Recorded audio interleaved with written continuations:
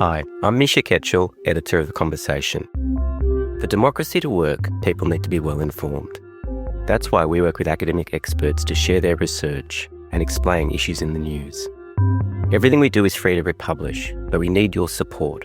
Please donate to The Conversation by going to donate.theconversation.com or following the link in the show notes.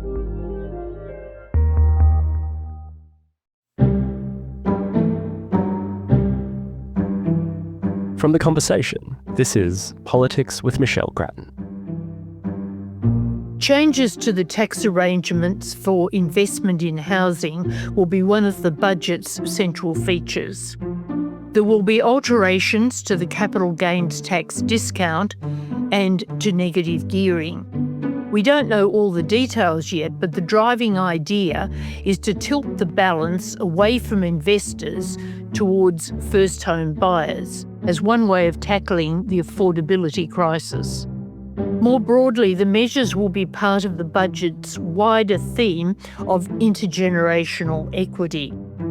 To talk about these measures and housing more generally, we have Alan Kohler, who among his other roles is a financial commentator with the ABC. He's also author of a book titled The Great Divide, Australia's Housing Mess and How to Fix It, which was published in 2024.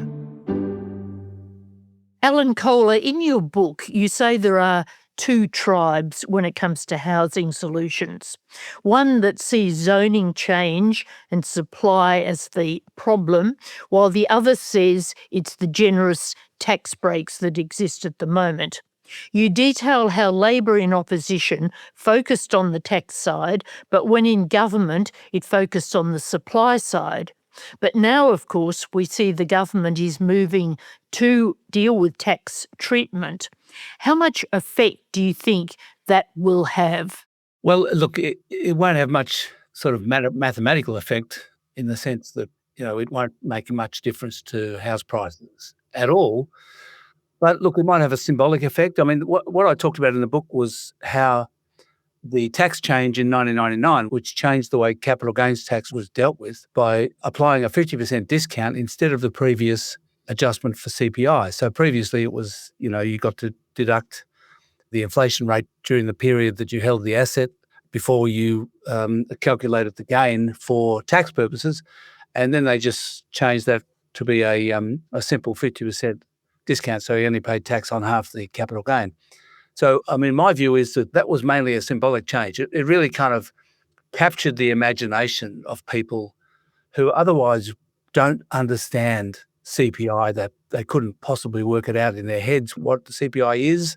And so, I do think that changing that to a 50% discount meant that people kind of suddenly saw it as a big tax break, even though it probably wasn't much of a tax break because it wasn't much more at the time than inflation. But it encouraged investment, didn't it? It did. I think it did encourage a lot of investment. That's right. And what drew me to that really was the fact that house prices started rising at double the rate of incomes from the year 2000. And so it was kind of a bit of evidence that that was an important factor. I don't think it was the only factor around about that time. There was also a big fall in the stock market in 2000 caused by the crash of the internet bubble. And that led people to sort of run away from the stock market and invest in property instead. So, I think that was an important kind of factor. Okay, so when the government changes these tax incentives, which have helped investors, encouraged investors, what effect do you have? You say that it'll be more symbolic than real, but it will affect behaviour, won't it? So can you detail what you think the effect will be for first home buyers, for renters and for investors?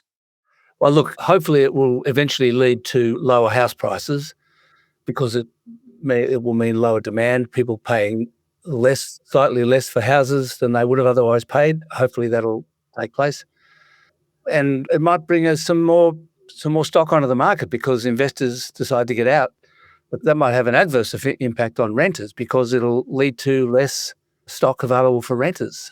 So, I mean, obviously, the more stock there is available for buyers, the less there is for renters, unless they build more houses, which there aren't enough houses being built. So really, it's potentially bad for renters and good for home buyers, and obviously not so good for investors, depending on what the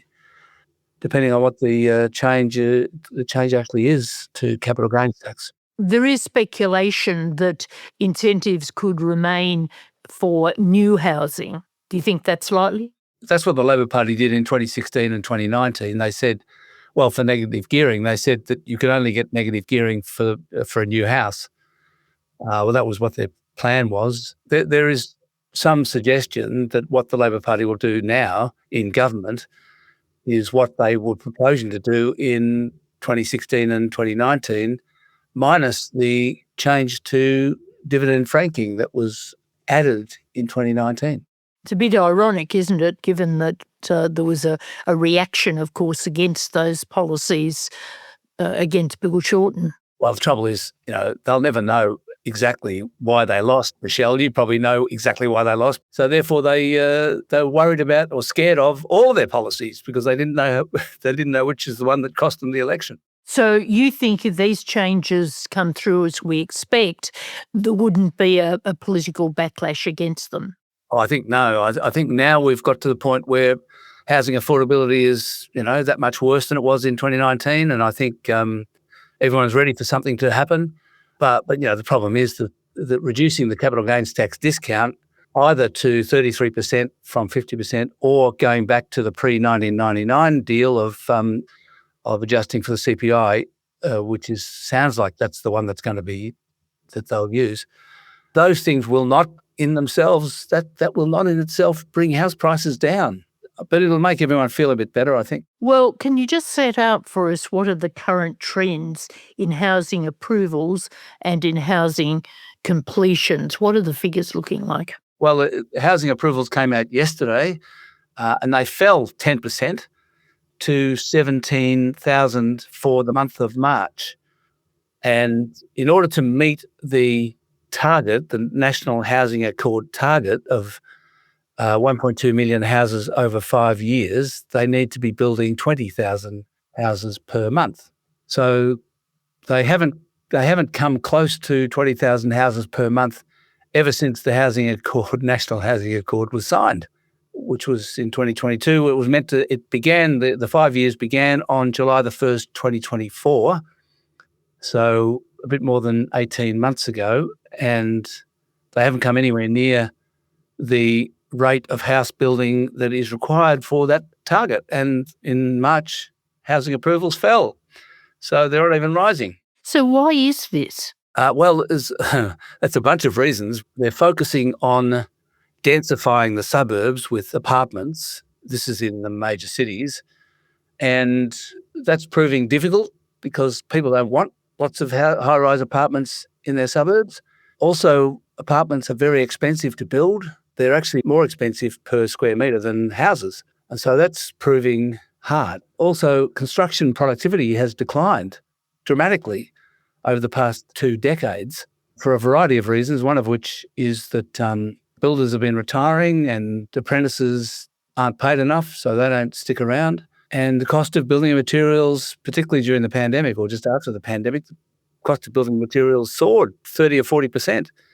And so there was a huge increase in the cost of building materials. So, there's a lot of complicated problems associated with building houses, and that's just holding everything back. Yet in a way it seems a relatively simple task, doesn't it? That we don't seem to be able to break through any of these issues surrounding the problem. Well, unfortunately, they're not simple, really. I mean, dealing with construction productivity is many faceted. I mean, one of the problems is we've got a fair bit of immigration going on at the moment. It's falling, but it has been really high. But none of the immigrants are tradies. Like in the period after the war, virtually all the immigrants from Europe were tradies, brickies and concreters and carpenters and so on, but now they're not.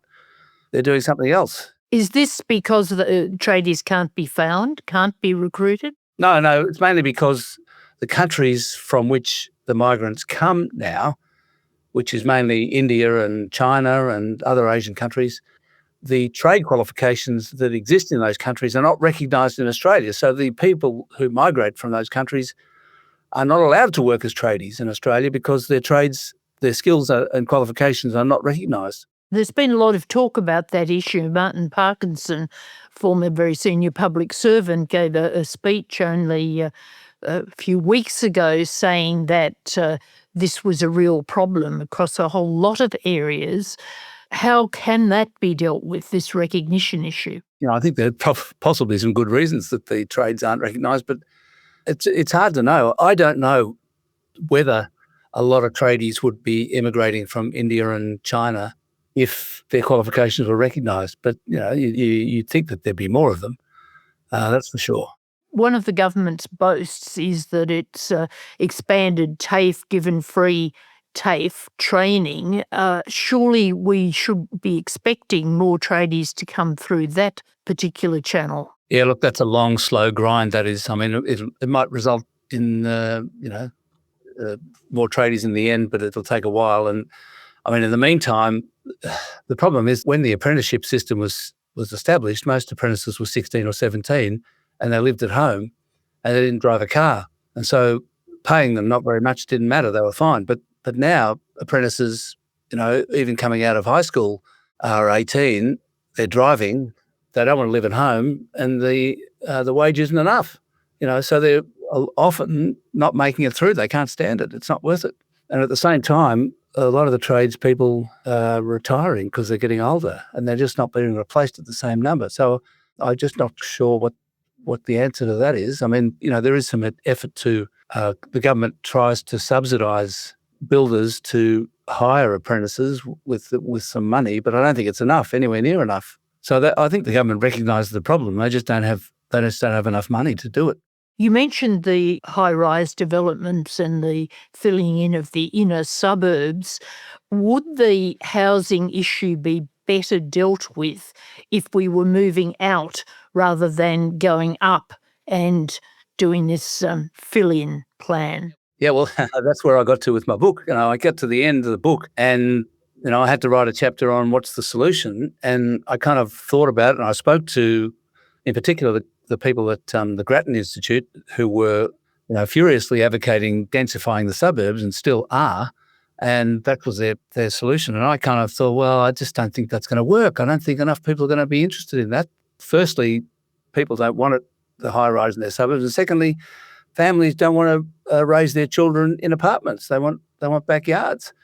So in the book, I concluded that what's required is better transport infrastructure to the regional centres. So fast trains to, regional towns like Bathurst and Newcastle, and not just fast trains between Melbourne and Sydney, but fast trains between Melbourne and Bendigo and Geelong, and so that, you can actually commute from those areas, and that would open up a lot of land because that's where people want to live. But again, the governments don't have the money for that. That's hugely expensive, I mean, there's the train from Melbourne to Geelong is a V-line country train, and it's not a commuter train. It takes ages. It doesn't run often enough, so it's not particularly useful for commuters. But the trouble is, to put a fast train from Melbourne to Geelong, you'd actually have to lay a new track. You couldn't just stick another new train on the track. You've got to rebuild the track, and that's a lot of money. And so, but there are a lot of new suburbs going up around Geelong, so a lot of housing is being built there. There's a limit to what you can do there because it's hard to commute to Melbourne. It's a long way and it takes ages. But between Melbourne and Geelong, there's so much land available, and there's also an airport. It's just that the train's no good. Critics, just to come back to the migration issue, another aspect of it, critics on the right of politics particularly have blamed the high migration level, which, as you said, is coming down, but not as far as they think it should. They've blamed that for some of this housing crisis. Do you agree with that? Oh, well, the One Nation and the rest of them are using housing as a way to criticise immigration, which is what they want to do anyway. But the truth is that house prices are high because demand exceeds supply. I mean, that's the problem. And so the government is focusing on supply, and and has a national housing accord target. The target itself is inadequate and they're not meeting the target anyway. So that's their solution is to increase supply. Others focus on demand, whether it's tax-driven demand or immigration-driven demand. That's all fair enough. I do think, and I wrote in the book, that immigration should, in some way, there should be some recognition in the level of immigration of the ability to house the people who are coming here. It seems to me a statement of the obvious that if you bring in more people than can be housed, then there's going to be more demand for housing than can be handled, and that's going to drive prices up, and that's what happens. But the fact is that not only does the government not have some kind of recognition in its immigration level about how, what the housing level is, it doesn't kind of tie the two things together in any way. Not only that, it doesn't even control really the level of immigration. I mean, the only estimates of what immigration will be in future are made by Treasury in the annual budget.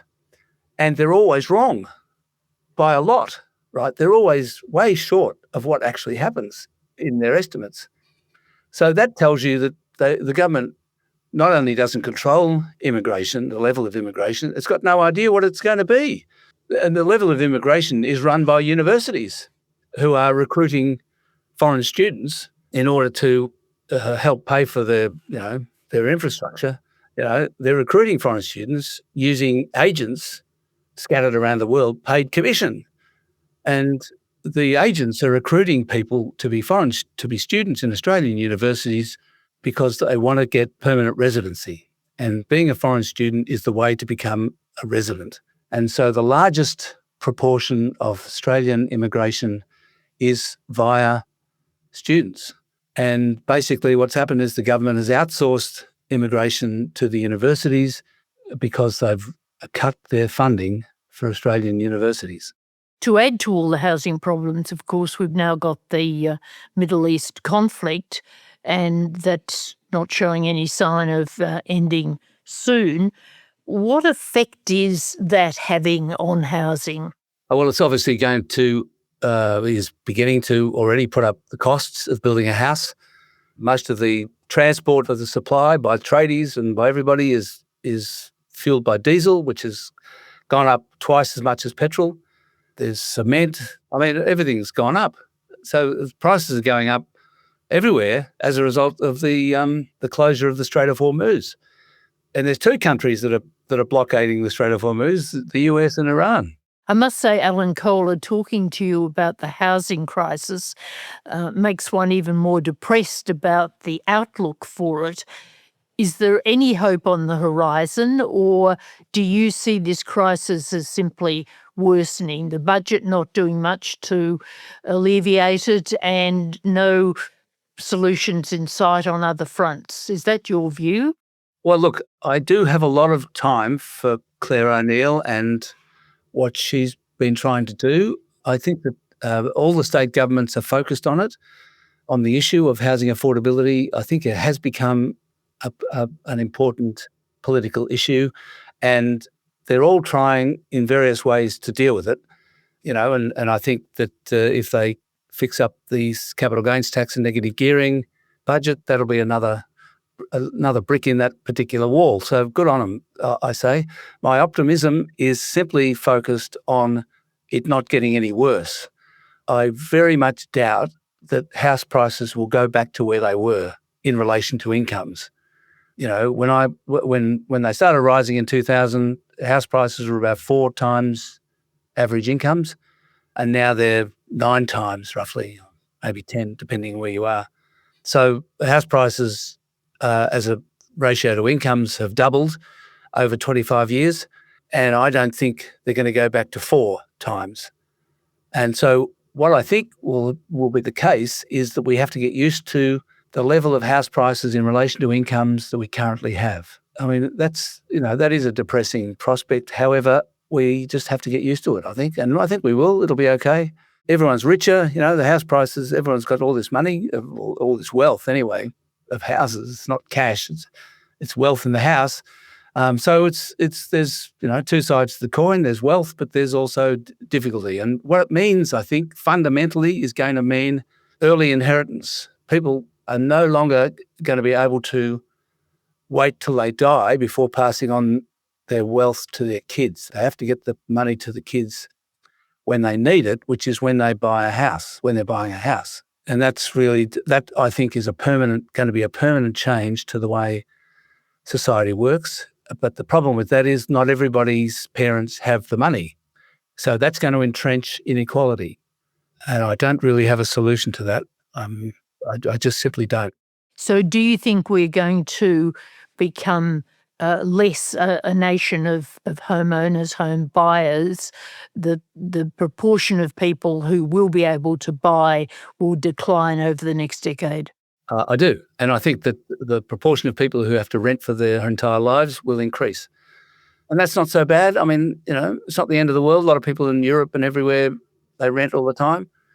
I think it really needs there to be what's being called in all the discussion about it, build to rent, which is where institutions build housing to rent rather than the individual properties, the individual apartments being rented out by other individual landlords. I think we need a system, a better system in Australia of institutional landlords, and that'll help, I believe. And everyone seems to recognise that and are trying to move towards that, and we're getting more of that.